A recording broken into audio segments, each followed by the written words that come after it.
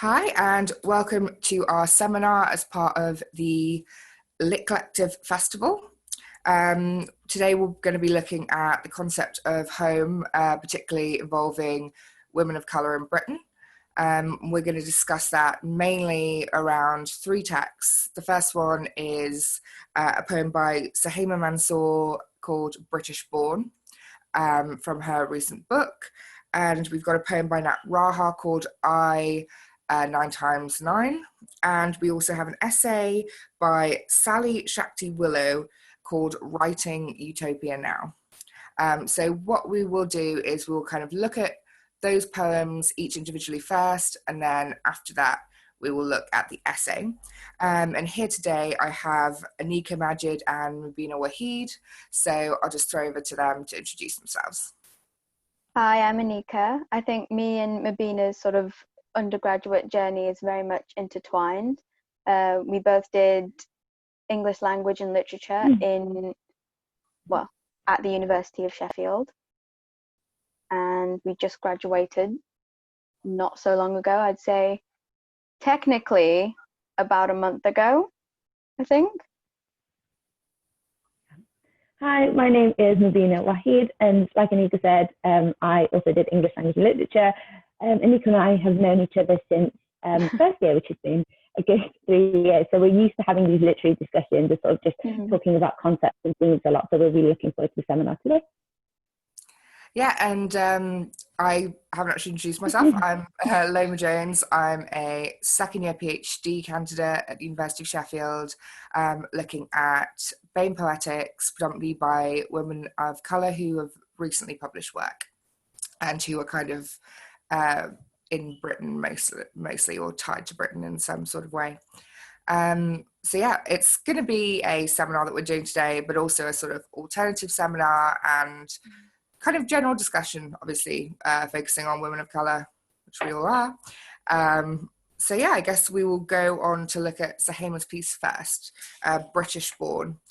And for anyone watching, you should be able to kind of find links to all the pieces that we discuss down below somewhere. So yeah, what did you guys kind of think first off of that piece? Well, my first reaction to it was the title itself, the idea of British Born, which I think we're all familiar with in some sort of legislative context, in the sense that it crops up when you're filling up a form or an application for something. And in that way, when I see it or when I think about it, to me it feels like a very almost clinical diagnosis kind of word or phrase, sorry. And just the way she introduces it in the poem itself, sort of as if it was an accident, it does seem very much like a diagnosis instead of an identifier. And that, compared with the term or the comparative British raised, which, as she says, is more contextual and more familial, yet is omitted from our vernacular, it draws a very sharp contrast. So that was what I first initially thought, and that's why I essentially picked it for this topic of home. Yeah, definitely. I think it's interesting kind of... Sorry, I interrupted you. Go ahead. I thought it was really, really interesting as well, because I thought the way that it sort of just opens up on the page, you have the declarative paper says British Born, just like that, that's all it is. And you have that sort of tumbling out sort of declaration of this is just very matter of fact. And I thought it was really interesting that throughout the poem you have statements that are just very matter of fact. And you read it and you sort of identify these statements, and yet you sort of retract from the poem and you're having this internal debate and this internal discussion within yourself. But the way the poem just opens and sort of just tumbles onto the page is really powerful. Just it's very matter of fact, it's very declarative. It is, as it says, just that's all it is. And I thought that was just a really powerful opener. So it just really strikes a chord with you initially when you read the poem. Yeah, no, definitely. I kind of know what you mean. There's sort of an urgency to the piece because of that. And like you said before, because of kind of the clinical nature of the kind of terminology that's used. I thought it was really interesting. I even think British raised, like from where it says kind of they rubbed out British raised, desperately trying to deflect. I thought it was interesting that I feel like born and raised is such a kind of cohesive term that even when you separate it into two parts, kind of neither really feel right to me. Kind of neither just British born on its own, sort of kind of left out in the cold, or kind of British raised, because that gives me kind of like cattle kind of imagery. It gives me this kind of like people farm, kind of, again, quite sterile, quite kind of dehumanizing kind of idea, which I think is really interesting in the context of this piece, where obviously she goes on to talk about kind of a lot of dehumanizing kind of ideas. What kind of other things were kind of cropping up for you guys? Well, if we're sort of going down in the close reading element, when it goes off to stanza 3, where it's really pulling apart at the syntax of the term British, it very much signifies like a tenuous relationship the person of colour has with the word, or in an almost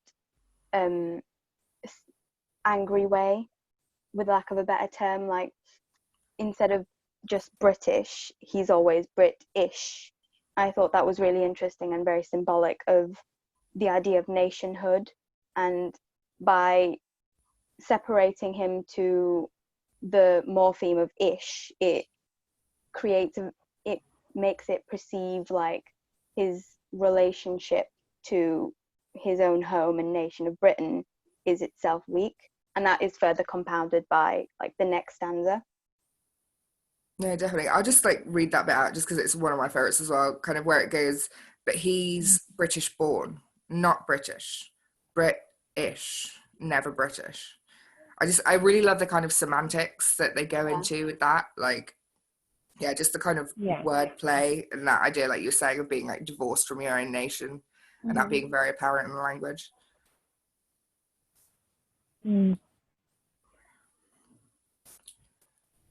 Well, do you have like a favourite bit? Sorry, I've interrupted you again, Mubeenah. I keep doing that. Sorry. It's fine. I thought with the semantic play of British and British, it was really interesting just to see, phonetically you can hear the break in the vowels British, but then also to see it on the page written out, you can physically see the separation in the vowel, and I think that's where it comes an element of divorce, where the words are literally divorced from each other, held on. They use, because they're hyphenated, that's why they sort of hold on to each other, and that's the only connection that they have. But the fact that you can physically see the separation as well is quite an interesting break, because not only can you hear it, but you can also see it. And so you've got the two elements of hearing and both seeing this break and divorce that one may feel one has gone through, or he, the person who's the character that is addressed in the poem, is going through. Yeah, definitely. I think it's also interesting because, like you say, it's like a one stanza, but it says British like 4 times in that tiny bit, and all through it, each stanza has the word British in kind of multiple times nearly, particularly the beginning stanzas and the end stanzas. And for me, that really kind of taps into the kind of overwhelming nature of that idea of Britishness, the fact that, like, as a nation, we don't tend to use England that much, Scotland or anything like that. We tend to kind of go for that overarching idea. Even in like other countries, this idea of Britain has been kind of pushed into a lot of places kind of over the years, colonialism, etc. And it does give you that idea that your Britishness is constantly something that you're aware of, but also as people of colour is constantly up for debate. And I feel like the repetition throughout the poem kind of brings that across really well. Yeah, and further to go with the whole sort of inner turmoil of the poem, because I do think it almost reads as if in frustration, and I think that's represented very well in the third stanza itself, with the like recurrent B, the but, British born, British, like it's almost as if she's spitting them out. Yeah, it's quite staccato.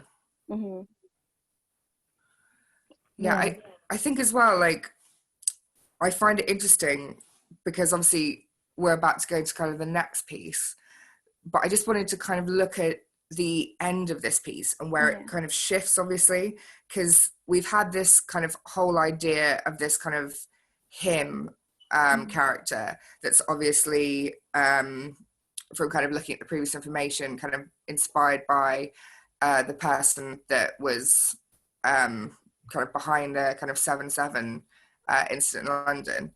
But then I really like the fact that it kind of shifts to a kind of, I suppose I think of it as a feminized perspective, knowing that it's a kind of female author, but just a kind of I voice.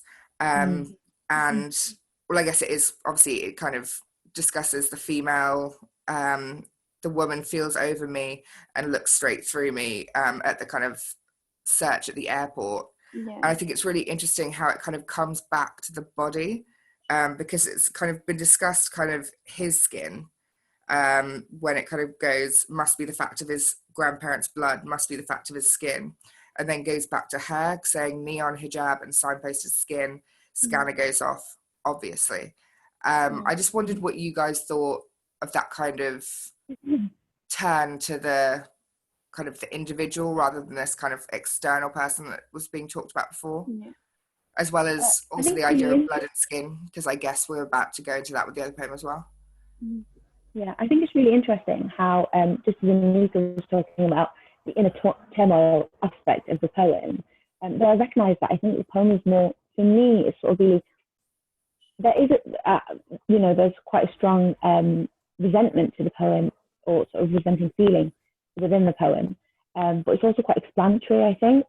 And so it starts off like initially, sort of, it looks quite confused, it sounds quite confused, but then it becomes really purposeful, it becomes really explanatory, and the speaker, whoever that may be, it could be you, it could be me, it could be the author, whoever the speaker is, and decides that they know exactly what they've been trying to do this whole time. So the repetition of the British and the British, it all comes together to then come to this purposeful conclusion of, no, I know who I am. It's not something that I have to sort of go on a soul searching expedition for. It's right here on the page. And I thought that was really interesting. And it's an interpretation I thought within the poem, the speaker, the author, and the reader all find their identity, and it's all laid out within the poem. And so by the time you come to the end of the poem, it's sort of, you come to a purposeful conclusion and the realization that you did know who you are and you do know who you are. And with that sort of mindset, you can move forward, which I thought was quite interesting. Yeah, no, definitely. As with that point, in terms of the whole poem, I think it's very much a poem that focuses a lot on the physical and the sort of obvious signs of legitimacy and proving, because I do think it's about perception or how other people perceive you as British or your relationship to Britain. And what really got to me was in the seventh stanza where she says British passport but neon hijab and signposted skin. You sort of have this symbol of citizenship, which is the British passport, and yet not even that can sort of claim the legitimacy than the hijab and the skin, which just to kind of jump in there as well, like that really kind of reminds me of what Mubeenah just said, kind of marrying the two together, because you're obviously talking about kind of putting down what you are on the page, and I guess when you couple that with the passport, and the focus on the idea of passports, it's kind of two versions of kind of putting down who you are on a page, and the idea that no matter what you do, it's still going to be like on a piece of paper, and it's still going to be a little bit kind of up to debate from other people, even though you had ownership over it yourself and you kind of knew what it was yourself. And I thought that's kind of a really interesting idea of kind of legitimacy, because you think of a passport of being so legitimate, and you also think of kind of autobiographical writing as being very kind of informed because you're informed about yourself, but yet it's also being kind of taken into question repeatedly throughout the piece. I think maybe as well, because you were kind of talking about like the idea of it coming to the body. Do you think you'd be able to try and take us into the next piece, because obviously that has obviously like finish your point or whatever, but also that has like a lot about the body as well. Yeah, that was one of the main things that I compared with Nat Raha's poem and Suhaiymah's poem, that the constant sort of imagery of the internal and sort of like the vulgarity of the internal, which I really liked. And Mubeenah pointed this out to me, I think a couple of days ago, with which both writers use this almost the same word, which is unmade. In British Born, she says, "I am unmade," and I think that was with going back to the point we were just talking about. There's a metaphorical element to that of being unmade as a person, but then there's the literal, ambiguous sort of element of being made to take her hijab off at the airport and handing it over. And I think that is very much significant of the whole point of what the poem is trying to talk about, which is having someone else sort of try and explain your nationhood, whereas because your own justification isn't enough, the fact that the woman at the airport is taking that from her instead of just instead of the passport even, which I thought was a very strong ending to the poem. Yeah, I think I hadn't actually even considered that idea of like the hijab being taken off as well. What were you saying, Rabina? I think for the Nat Raha poem, for the first line, I thought that was what I was trying to explain to Anika about this whole process of being unmade. Because the first line is, within the first stanza is the obscure cosmos. And I really focused on those two words, and I was explaining to Anika how the body itself, or the body of color, is so complex. But here, Nat Raha sort of expands it to the whole universe, the whole cosmos, sort of just throws it out there and then brings it in back to the body towards the end of the poem. And I thought this use of space and the juxtaposition of a massive space and then the space of the body and sort of comparison of those was really interesting, because you have in Suhaiymah's poem, you have a very situated location. You have it focused on Britain and being British born, British raised, whereas for the Nat Raha poem, it's just completely thrown out there to the obscure cosmos, where you sort of just have to navigate towards yourself and find out how you're being unmade or how you are being made, actually. And so this whole space of this bigger reality that is being mentioned is quite interesting. So you sort of read it, and as a reader, you're overwhelmed. You're thinking, quite a large space for me to be taken into and for me to be introduced to in the poem. But then you realize that that's what you need to unpack all of these different subtleties and nuances within a woman's body, a woman of color, her body, to understand and unpack all of these different things. And then bring it all back once you've decided and once you've concluded, or even if you haven't concluded, as the poem then goes on to talk about, which we'll discuss. But then you fixate back on the body and the female body and the female body of color, and then that's when it's quite conclusive. So I thought it was really, really interesting, the juxtaposition of and the comparison of the word unmade in both poems, used in different contexts but meaning the same thing. I thought that was quite a powerful thing. Yeah, no, definitely. I think as well, for me, what was kind of so interesting about the fact there were so many similarities was like how differently they kind of laid it out. Because I think I would say that kind of Suhaiymah's poetry was like relatively conventional, even though it was kind of free verse and the stanzas were kind of different lengths. It kind of mostly looks how you'd expect a poem to look on the page. And although Nat Raha's is still broken into kind of stanzas, there's the fact that there's kind of no obvious title on the actual page when you're kind of looking at it. And there's so many kind of ampersands and kind of hashtags and brackets and forward slashes and kind of loads and loads of things that kind of fragment and break things up. But yet they've still kind of, like you say, kind of led to these core ideas of kind of unmaking and kind of bodily identity, even though obviously kind of Suhaiymah's is focusing on identity through kind of colour and religion, and that's all situated in Britishness. And then I guess I also took that idea of the kind of cosmos and the kind of expansion of it, and then coming back to the body, to be perhaps Nat Raha's way of kind of expanding gender into the conversation.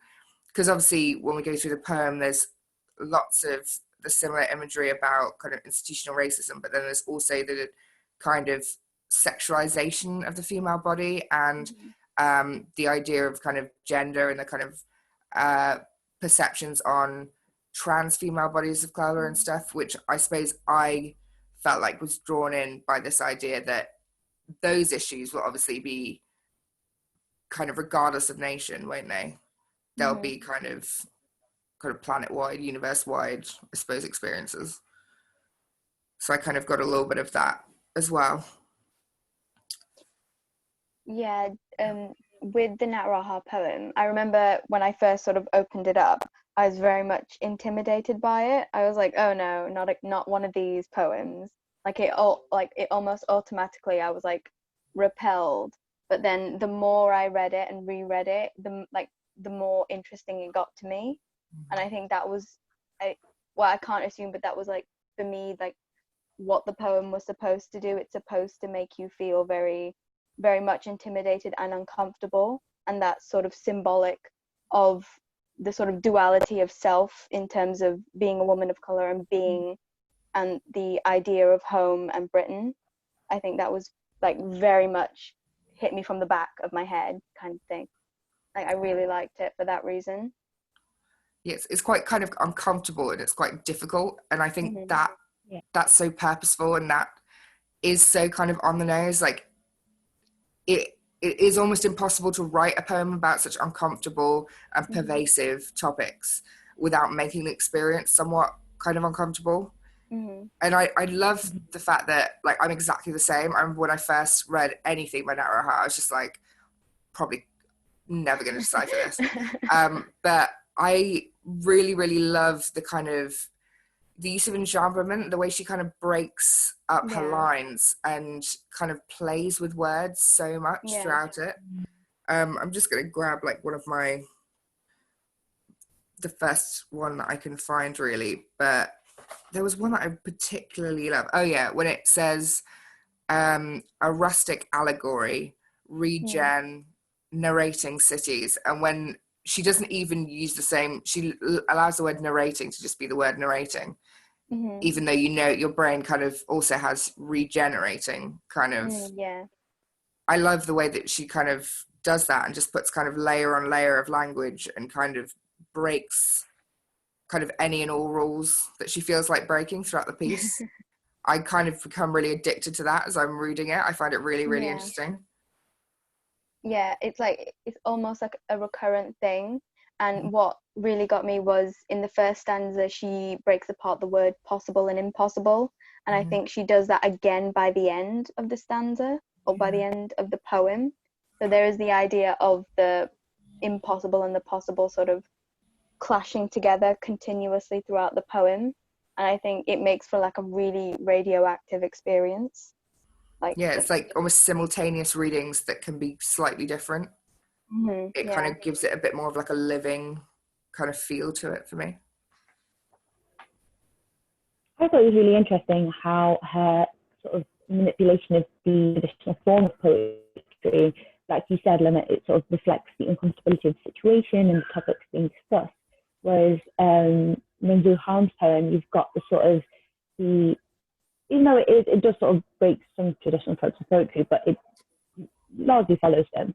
I thought it was really interesting to see that contrast of how you can still have uncomfortability presented in the traditional form, which in itself is a conversation of sort of traditional forms and colonialism and, sticking to the way things are done and just, stiff upper lip and things. I thought that was really interesting. And then the manipulation of the poetic structure in Nat Raha's poem and sort of you're supposed to feel slightly hazed and all over the place. And it's a very abrupt reading. So you're reading one thing and you're like, oh, we've suddenly moved on to this and we've moved on to this. And just the contents of the poem and the continuous enjambment. And then you get to a point, you get to a forward slash or an asterisk or a hashtag, you sort of have time to breathe. And then you look back and you realize that you've covered many, many, many years of suffering, many years of trauma, many years of different things. So I think one of the lines that really got to me was oh, I can't find it now, was the bit where she mentioned the fascist rags and certain divisions of systematic flesh and capital. And she mentioned they demanded our bodies. And I thought that was really, really interesting. The sort of the use of they, because we also see that in the British Born poem. Who is they? Because both authors discuss a they, and then they discuss us, we. So we have this division of the they and the we. And the reader is looking at it, and it's sort of passive. You don't have names for they or the we, and you have to identify whether you belong, which side do you belong to, and who are the they. And I think that was a really big question that I found. It's too big of a question to ask and to discuss in this seminar, but we can sort of just point out as well. I thought that was really interesting. Yeah, definitely, because I think because that was kind of stanza 2, I think it's interesting that when it's kind of later on in stanza 4, because obviously like they're all numbered, when they kind of shift to the idea of you, but then to have like the colon and literally define who she's talking about when she says you, and it just kind of says you, pale and sweating majorities.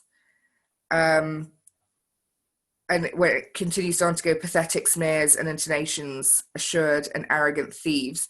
And I think that's, I don't know, there's something for me quite like revolutionary about that, to really own your kind of,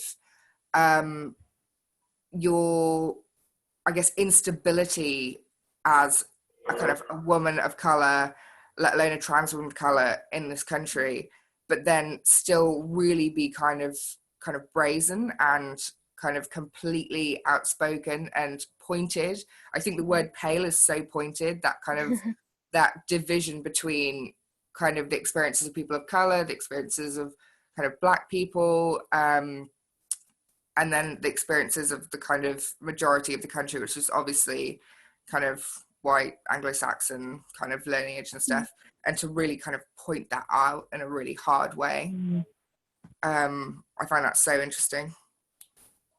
Yeah, I felt like reading that stanza in particularly, and the poem as a whole, I was like constantly, who is this poem for? Like, who is it directed to? Is it directed to the white majority, or is it not so much directed but for women of color and their sort of experience? Because I do think the like sort of rapid imagery is very much supported by shared or like collective experience amongst us all. Like we all of us understand what she means and what she's talking about when she's talking about them, even though the other or the foreign may not. Yeah, I always get this sense, I think because of the bits like the you and the they and things, I get this sense that she's talking, for me, like almost to the women of colour in a massive crowd that is inevitably going to be full of people who don't have that descriptor. Because there is like that acknowledgement, like we were kind of saying, of all those other people that make up the majority. But I feel like maybe the focus is on the women of colour in the room, because like you say, there's that kind of like appreciation, that sort of inevitable kind of shared knowledge. I don't know what you guys think. Yeah, I know, shared knowledge and shared experiences. Yeah. Sorry, Aniqah. It's okay. In the one that comes right after that one, stanza 4, it starts off with girl, but in the colloquial sense. And at first I didn't know what to make of it. And I think that one, that colloquialism is meant to be the inclusive one for women of color, because it is a sort of term which is related to specifically Black women and that vernacular. But I wanted to know what you guys thought of using that particular term and what that signifies. Yeah, I think for me, it mainly kind of, like you said, kind of was reminiscent of this idea of kind of Black women's vernacular, but also particularly kind of queer vernacular, and the fact that so many of the things that have become like popularized in queer culture are things that kind of stem from Black trans creativity. Yeah.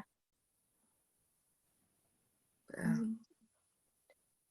And like that is said, if we are citizens of nowhere, a threat to the tone and image. So it is very much about that particular sect sort of shape, like unabashedly presenting themselves to the crowd, as you say. Mubeenah, what would you say, because we've gone like slightly off the topic of kind of home perhaps, what do you think is the stanza, because obviously there's 9, that most kind of directly addresses like that idea of home and Britishness in this piece? Do you have one that you think is most? I don't think I necessarily think it was just one stanza in particular, but for me, I just sort of wrote down little phrases and little pieces that I thought were really powerful and that sort of made this sort of connection. And so when I read it first, the first time, I sort of noted down all these little phrases and all these little bits that I thought were quite powerful. The second time I read it, I paid close attention to the numbering, the 1, 2, 3, 4, 5, 6, 7, 8, 9 of the stanzas. And then it occurred to me that could these potentially be steps? That just how you have 1, 2, 3, 4, 5. Some of the stanzas lead on to the next. You have the use of enjambment, etc. So it's ever flowing. And so when you start off at number 1, you have the sort of obscure cosmos, you have the violence daily, etc. So it's a very large reality of really big space. And then you have number 9, where you have one of the lines is our trauma dismissed. So you have this sort of like just comparing those two, and then you have the numbering steps. It just made me think that is there sort of is it symbols? Is it numberings? Are they steps? So as a reader, am I supposed to go on a journey from number 1 to 9, having realized something at number 9? And then so in the irregular pace of the poem, the abruptness, the use of characters, symbols, manipulation of the form, and sound and structure.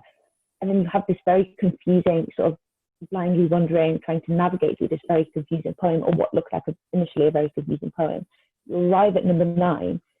Are you supposed to have come to a conclusion of your identity, of who you are? Are you supposed to have understood something? I think this was really interesting to me. So it was a whole poem as home. You start from 1, you go to number 9, and this actually leads on to the essay quite nicely of the use of poem as a performance. Do you have within the poem of Raha's poem, do you have a performance of home that the reader embarks on from number 1 to 9? Yeah, I'm never sure, I guess, because part of me, I do think that at the end, there's some semblance of kind of looking at system as a whole, just because in stanza 8, there's the beast that goes kind of cremated homes, debt, and circuits, capital commission and hate, and kind of like looking at these ideas of kind of systematic racism, kind of capitalist systems of oppression, and then again in the 9th stanza, the last one, things like your lavish divisions and devaluations, institutions, blood, harmonics, assembly of work, migration, like it's all become very big suddenly, kind of migration kind of obviously is kind of nationwide and things like that. It's become very kind of structural in its kind of look at the pain and the kind of division and devaluation of people. Whereas I feel like even though I don't picture it as kind of a straight kind of private space to public space kind of line, it does seem to go in and out of, like you say, the kind of really close kind of look at the body versus like the big look at the system, where it kind of does focus at the end of it, I suppose, for me. Yeah. I don't know if now would be a good time to kind of look at Writing Utopia Now, and kind of discuss what we thought of that, because obviously with it being an essay, you kind of inevitably reflect back on the poetry as well. Yeah. But maybe if we just do our kind of main first impressions of the essay, I think it'll inevitably kind of cycle back into the poetry. I think I had a similar reaction to the essay in the same way as Nat Raha's poem, in the sense that it's not structured as a conventional essay, and that is both in its tone and its sort of typographic elements, like its format is very much different, and it becomes more sort of abstract as you go through it, like to the very end, which I thought was very interesting and entertaining to read. Yeah, I definitely didn't know what to make of it at the beginning, because obviously the kind of author Sally Shakti Willow has the abstract and the kind of intro that is on all kind of academic essays, but then, like you say, all the kind of being in bold, kind of random formatting, looks like it could be a poem. It's all a bit like off-putting initially, definitely, for me anyway. I also found I think the idea of yoga quite hard to get my head around as being kind of linked in as well. Sorry, what were you saying, Mubeenah? Sorry, the sound keeps cutting out, so there's a bit of lag. But I was saying that whilst I was reading through the essay, I was picking out just little bits I thought was quite interesting to reflect back on the poem. And one of the things that I thought was how Sally Shakti Willow talks about the use of a safe space. And we can see this in the British Born poem and in the Nat Raha poem. There's space to breathe, to perform, for the author to perform on the page, but then also for the listener to read. So you have space to feel overwhelmed, and then also space to put it back to the cosmos or back to the body, and you have space to feel underwhelmed at times, overwhelmed, confused. You have space to feel clarity, and to be brought back down to the physical space. And that's the line that I ended my notes with, which I thought was quite interesting, is just to be brought back down to the physical space of home, in the body, which I thought was quite a powerful concept to look at, because you have this process in the essay of it's being used as a performative space. It's quite a safe space, it's quite inclusive, like a closed club, just for people who understand these shared experiences. And if you don't, then you're not welcome here, which I thought was really interesting. But yeah, what do you think about that? Yeah, I definitely think I thought that was interesting as well. That idea that the body kind of manifests differently, doesn't it? Because she's keeps talking about space where the body can be kind of in a positive way, whereas obviously the previous two pieces, the body is quite uncomfortable, the body's like very racialized, the body's very kind of gendered, it's kind of, its space is invaded, it's sexualized, whereas obviously using yoga, it's a sort of action that has been kind of chosen, is kind of enriching. And although I didn't understand why, when I first started reading sort of what the yoga was all about, or kind of why that was being integrated, I think after the yoga was sort of married into kind of Sanskrit and kind of the idea of South Asian culture more, and then the idea of breath and the body and, like you say, performance, I think I got that more. I kind of thought like, oh, okay, so this is an example of that kind of performative linking of kind of breath and body, in the way that kind of poetry is obviously kind of the kind of language, the expulsion of breath, the body, as well as kind of the topics of body as well. So it kind of connected a little bit more for me. Yeah, I like what the writer like recurringly goes back to is the idea of being embodied, the embodied gesture. And I was like, at first I was kind of confused as to what she was getting at by that, but I suppose in retrospect to both the poems, it's almost like a transcendent sort of experience, and coupled with the idea of the reader and the writer being at equal playing fields, it reminded me sort of the relationship the reader has with the writer. And with Nat Raha and Suhaiymah, it's like almost a connecting bridge of, again, the collective understanding and the collective experience of women of color and their relationship to home are almost all connected and similar in a way. And I suppose that's what the whole embodied gesture is.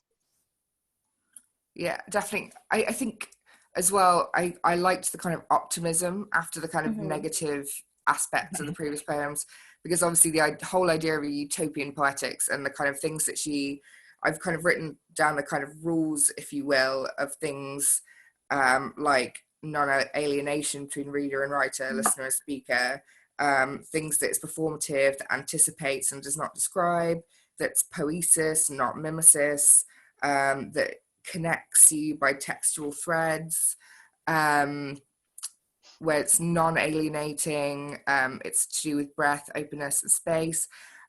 It's all very kind of, obviously kind of aiming really high for something, because she has a list of how it can't obviously be homophobic or transphobic or racist or any of these things, because it has to be kind of open and shared for everyone, and in this kind of connective way that is kind of really kind of uplifting and positive, particularly when often a lot of the women of color writing things are almost inevitably writing some of their pain and experience into their work. It's kind of giving a sort of positive and uplifting way in which to kind of share and interpret that, which I really liked. Yeah, I think that's very representative of the fact that she calls it a manifesto, not an essay. So it is sort of like a blueprint for what the future holds for the next generation of women of colour, and how they perceive their connection to both literature and their own national identity, which it is quite a wonderfully optimistic turn. And just to have like, I've just noticed like another little kind of paradox or whatever, because when I was talking about how she discusses them being connected by textual threads, that reminded me, there's a line, in stanza 8 of Nat Raha's piece, where it says, dined on flour, divine salt, and threads of your flags. And that idea of kind of like one poem kind of gobbling up the threads of flags, the kind of disintegration of the flag, the disintegration of nationhood, but also the idea that obviously nationhood is supposedly what's supposed to kind of bring us all together, and that we're all supposed to be kind of aligned behind, even though that kind of functions less and less. And then this other kind of option, if you will, of being connected by textual threads instead, which I guess as authors and readers and listeners, we have more control over as women of colour in the space. And I thought that was a really interesting kind of like dichotomy that was kind of created between the two pieces. Obviously with her, she's kind of aware of Nat Raha's writing, because she, in her kind of her end list of examples, Nat Raha's featured. But obviously, like you're saying, I feel like Suhaiymah Manzoor's work may have been featured if it hadn't been published after the essay had been published. But I liked that kind of, that kind of pairing of those two things. Yeah, no, that was quite interesting. I'm trying to look at other things that I've kind of noted down, particularly about, there's another one that, again, I don't know if there are so many links with Nat Raha, because obviously you have no way of knowing if kind of Sally Shakti Willow had obviously read this actual piece specifically. But when she talks about some of the traits being things like space, hesitation, a teleological narrative, non-narrative, anti-narrative, and asyntactical grammar, the idea of asyntactical grammar kind of, and obviously Nat Raha's like mixing up of words and cutting words in half and replacing them with different spellings. I thought it almost felt like, like she was describing what Nat Raha does in that poem, because she does kind of like disentangle things. I don't know what you guys thought about that. I think it was. I thought that pointed. Yeah. No, go on, Anika. I feel like she must have, in the sense that so it's a good coupling of poem and essay. It sort of because I read the essay afterwards, but then went back to the poem after I read it. You can see the obvious differences, but I feel almost like the essay is more complementary to the poem than the poem the essay, if that makes sense. Yeah. Like the poem, I think you can draw your own sort of conclusions to it, and then the essay sort of provides an almost like the manifesto of it. So like how what Nat Raha talks about can be like operationalized and executed in real life. Yeah, I guess the like you say, the two poems themselves are kind of grounded in reality. They're sort of they're like navigating the real world and like the realities of being a woman of color in Britain and the various things that come up. Whereas I guess, like you say, the manifestos projecting kind of possibilities and kind of abstracts and kind of ideas of the future rather than the kind of present and immediate past, I suppose. Although I guess I would say, even though it's not explicitly about home, I suppose the idea of a utopia is sort of a home in itself, a sort of an idea of a place of belonging that you've created through these kind of textual experiences. But obviously, yeah, quite different to the idea of the kind of literal Britain home space of the other two pieces. Yeah, no, I thought that as well, the whole process of the utopia, and the discussion of the utopia was really, really interesting. There's a lot of just sort of a key concept that I identified in all three pieces was this whole process of being made and being unmade, or being unmade and then trying to make oneself again. If that sort of makes sense, with that sort of concept of you're broken, or you're being unmade, you don't know who's done it, or you do know who's done it, but it's this process of putting yourself back together again, and deciding in which space, or which physical space, which metaphorical space, how big you want that space to be, but deciding where you want that space and how you want the space to be to put yourself back together again, to make yourself back together again. And the whole conversation of utopia, just as you mentioned, Loma, that being a space within itself was really interesting, and I keep that aspect on as well. There's just a lot of, I think a really good term to figure out, to sort of sum up all three pieces, is there's a lot of figuring out to do, which I thought was really interesting. There's a lot of navigating to do, there's a lot of sort of exploration to do. And these three pieces push you towards helping you figure that out by giving you either the steps within which I interpreted to be within the Raha's poem, or to give you the specific semantic breakdown, as we can see in the British-born poem. I heard the kind of semantics in the British-born poem, but what was the piece you said about the Nat Raha poem before, directly before? Oh, I was saying, sorry. So this whole figuring out process. Can you hear me? Yeah, it just got a bit broken for a second. Yeah. It's broken. Okay. So yeah, the process of the Nat Raha poem, the steps, the numbering, so whether that's figuring out yourself through like quite a platform, or whether it's just, as I mentioned, through the British poem, the semantics. So yeah. I think sort of like, again, with the structure, it almost feels as though from Suhaiymah's poem to Nat Raha to then the essay, the sort of scope of what we're talking about just gets bigger and bigger. As in,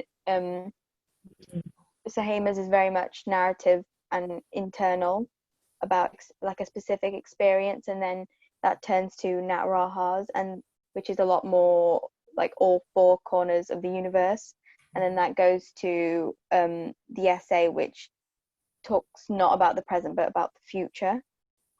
So it's just sort of like this ever evolving sort of experience.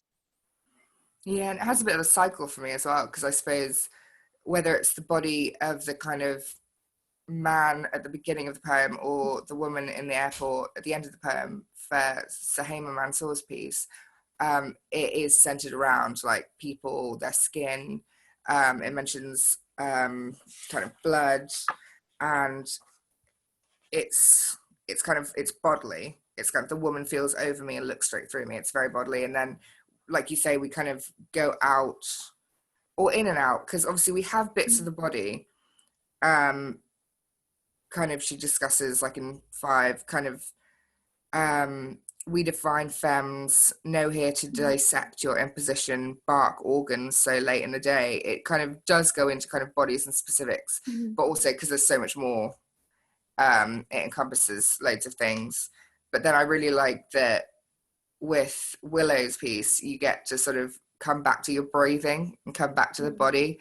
And it's almost kind of a little bit of forced meditation involved in that, because it kind of, I don't know if you can constantly have breath be spoken about without almost impulsively thinking about your own breathing and kind of thinking about that kind of internal meditative state. So it kind of goes kind of full circle in a way, kind of looking at all 3. Yeah, and I was looking at going back again to the point of who the poem is for in terms of this essay, and she puts a big emphasis on the idea of non-alienation. I was thinking more in terms of the realms of academe, because I think that's where, because it is an academic essay, I think, sort of, yeah, it's published through how university. Representative and accessible this manifesto is to the regular public, or to women of color who sort of aren't going into academia. I was sort of thinking about that relationship between writer and reader and how that's different from poetry, and more for like contextual reason, because I'm assuming most of the women who are going to tune into this seminar will be young girls or women who are thinking of going through the academic route. So what does that relationship look like for them?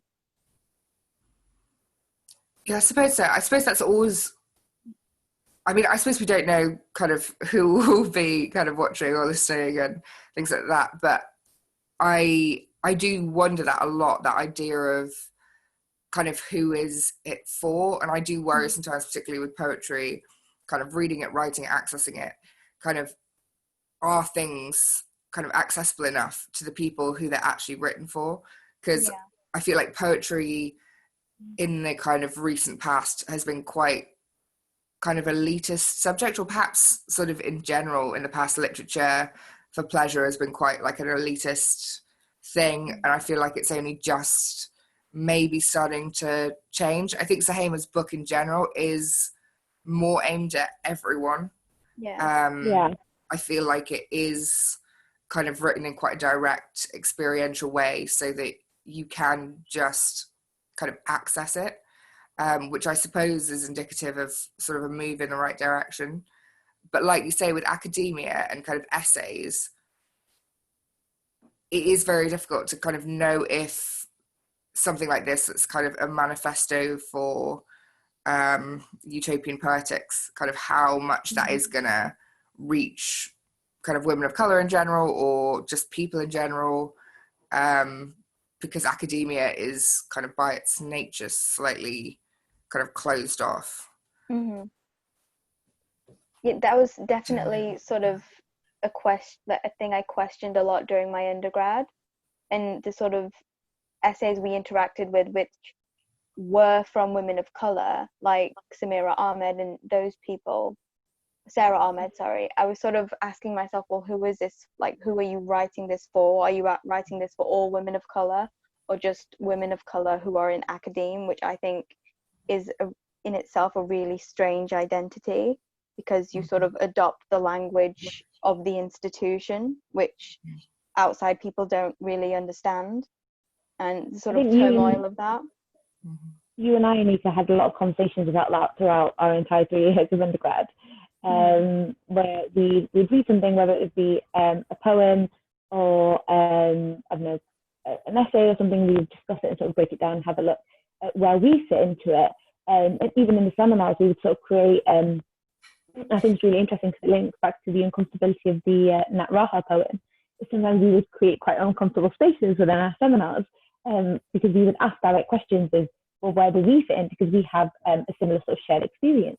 And within this field of literature, or this particular poem, or this essay, where do we see ourselves? And it spans so much that your copy that you are reading from Post-Colonial Banter, which is the collection of Suhaiymah and Manzoor, was actually my copy, because we ended up sharing books and copies and essays. Things we sort of felt that we related, or things that we thought did a good job of sort of spreading that out and making it inclusive for other people, and not just sort of a literary, you don't necessarily need a literature degree to access these different poems and essays. And so it was really nice to compare these two poems, because I think they're both quite accessible in a way. Even though Nat Raha's poem, initially it looks quite daunting, and looks quite confusing and technical, but then sort of breakdown of that poem, and you begin to see that it's actually quite clearly numbered, and though you do have the manipulation of the symbols and the characters in the poem, it's actually quite simple to read, and it talks about a lot of different things, a variety of really, really heavy topics that just can't be unpacked in one seminar, or even I think in one conversation, but they could be unpacked slowly within yourself, within your own mind, within your own body as well, which is quite interesting. Yeah, that's the thing. I would hope they are accessible, because, like you say, I kind of think they are, and I think you can kind of get something from them.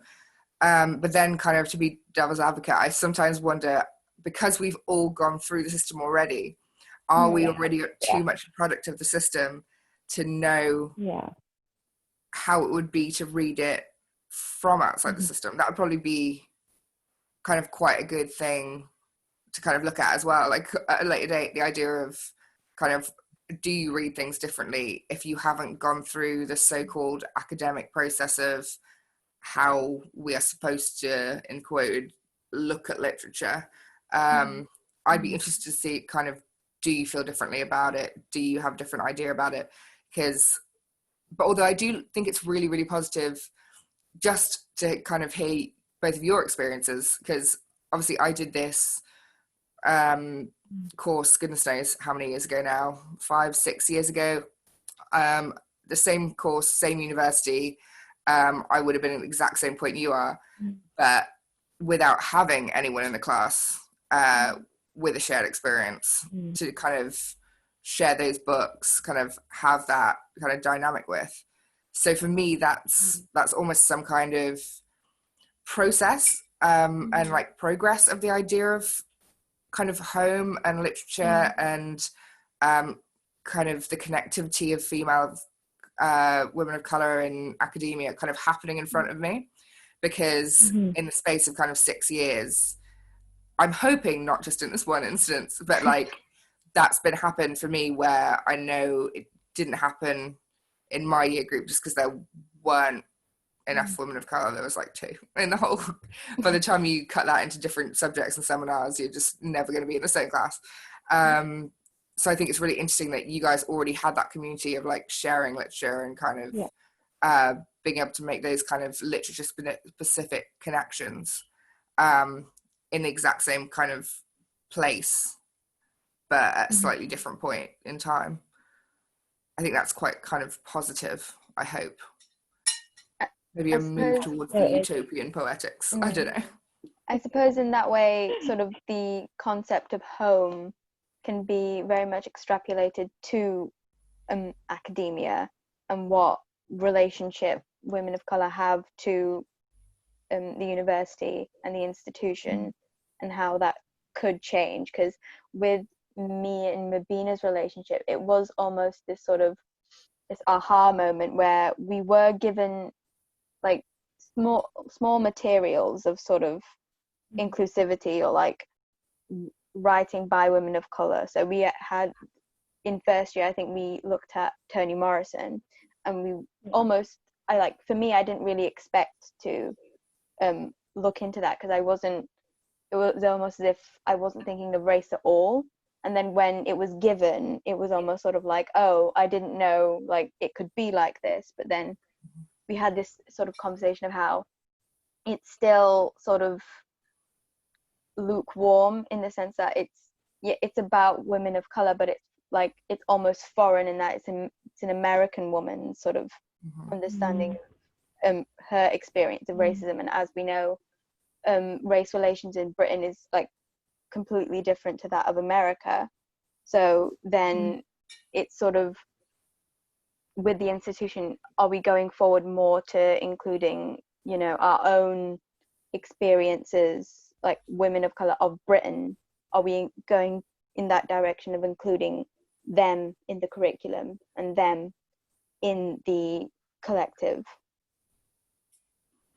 Yeah, definitely. I think this is kind of what this is about, isn't it? It's almost like an experiment in that process of almost what it looks like if you do kind of, we've obviously gone to the extreme where we've only spoken about work by women of color.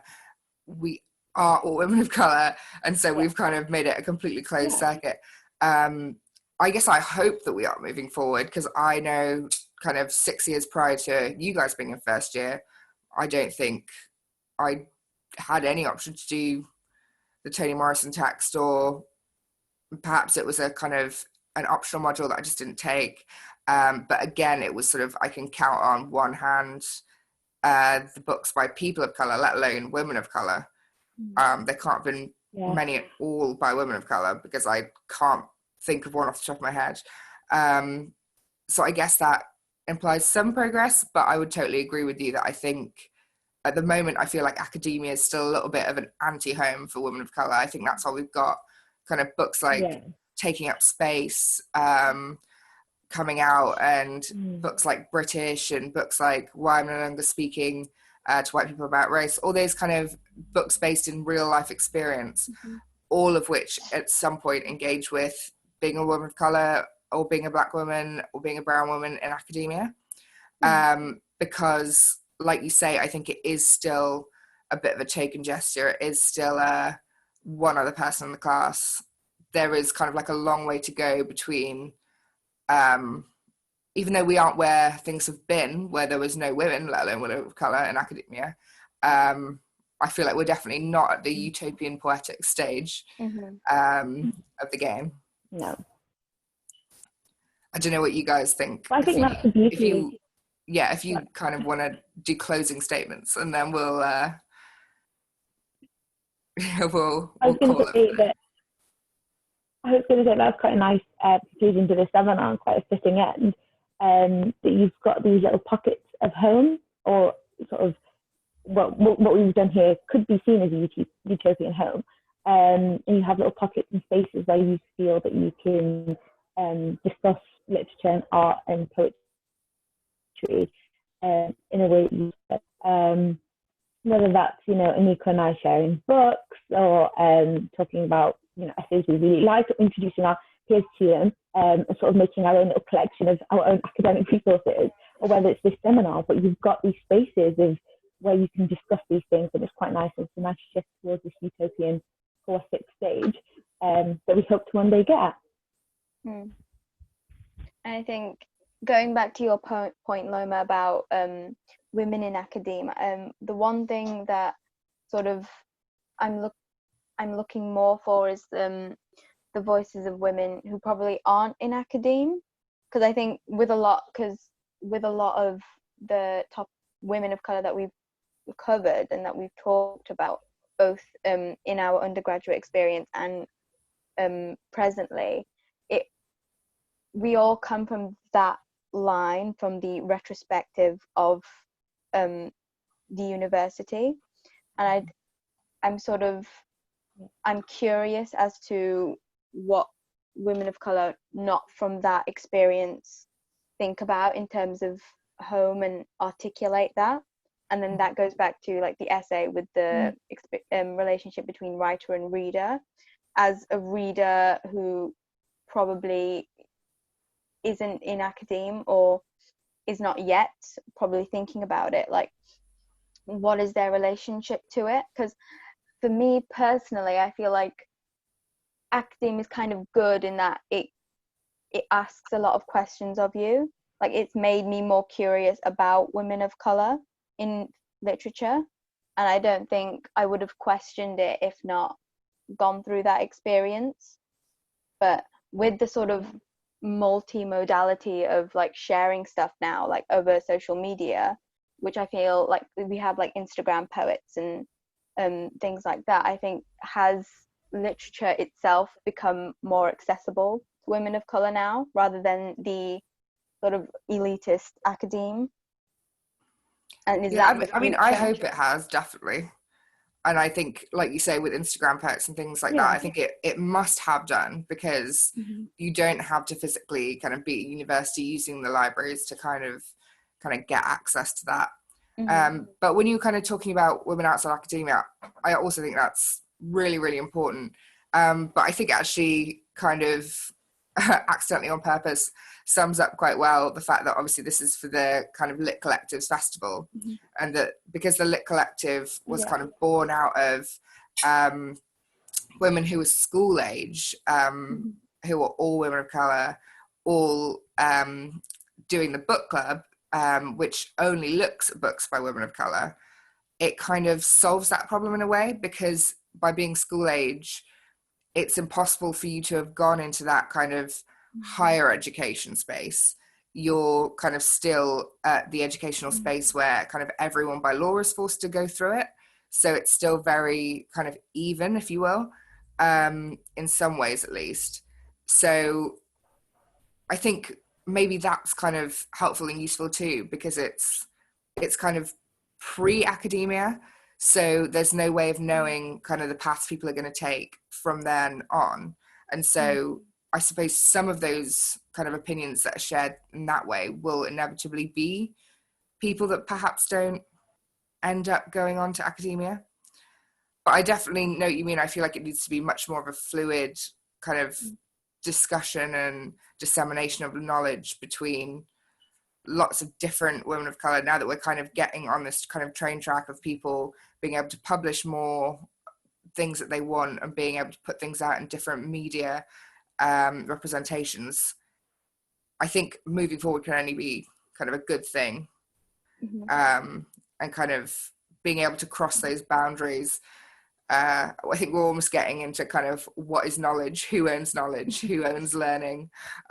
We could kind of go on for a while, but it is definitely an important thing to think about. And I think when we have all gone through the same pattern of experience to a certain extent, we have to kind of not forget that it is kind of a tiny pool, particularly when it tends to be your own institution in particular that you kind of focus your way of looking at things through. But I think, on that slightly overwhelming note, when we're kind of thinking about what is the nature of academia for women of colour, I'd just like to thank you both, Mubeenah and Anika, for having this discussion with me, and looking at these poets with me and the essay. I've had a great time. This is my idea of a lot of fun. So I've really enjoyed it personally. But just thank you very much for chatting with me. And Thank you. I think Thank you very much. on behalf of all three of us, we hope anyone that is watching finds this interesting, and go ahead and read the pieces. They're all really great pieces of work by all the three women that wrote them. So thank you. Thank you very much. Thank you.